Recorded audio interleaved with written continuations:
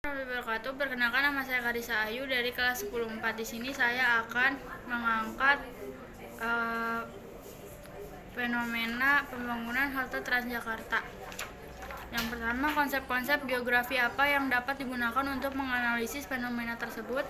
Konsep yang bisa dipakai untuk menganalisis fenomena pembangunan halte Transjakarta adalah keterjangkauan dan keterkaitan keruangan, karena sebagai penghubung antara area pemukiman warga, perkantoran, pusat ekonomi, dan tempat-tempat umum seperti perpustakaan, museum-museum, destinasi wisata, pusat perbelanjaan, dan lain-lain. Juga mencakup interaksi manusia dengan lingkungan, menciptakan ruang publik, dan mengurangi polusi.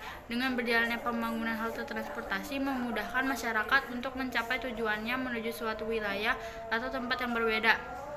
Dan halte transportasi pastinya dibangun di tempat yang paling strategis untuk menjangkau kemudahan para pengguna dengan akses mudah seperti berjalan kaki menuju halte karena letak lokasinya yang strategis dekat dengan pemukiman masyarakat. Yang kedua, prinsip-prinsip geografi mana yang tampak dalam peristiwa tersebut. Dalam pembangunan halte bus Transjakarta tersebut menggunakan prinsip geografi interrelasi dan juga deskripsi. Menggunakan prinsip interrelasi karena menganalisis hubungan antara halte dengan infrastruktur lain terlebih dahulu, seperti kemudahan akses dari stasiun KRL dan MRT, serta hubungannya dengan jalan raya dan lokasi bisnis. Dan menggunakan prinsip deskripsi karena menjelaskan berbagai karakteristik di lokasi seperti keramaian, tingkat kebisingan, kondisi jalan, dan faktor lingkungan lainnya. Yang ketiga, pendekatan geografik untuk menjelaskan dampaknya terhadap lingkungan dan masyarakat.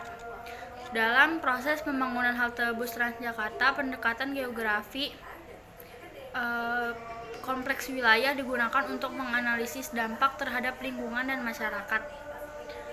Pendekatan kompleks wilayah,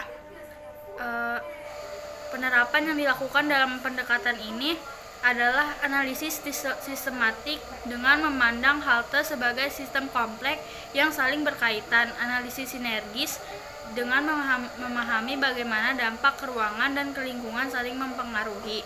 Dampaknya itu bisa ke dampak ekonomi dari peningkatan mobilitas masyarakat dan juga dampak sosial dari perubahan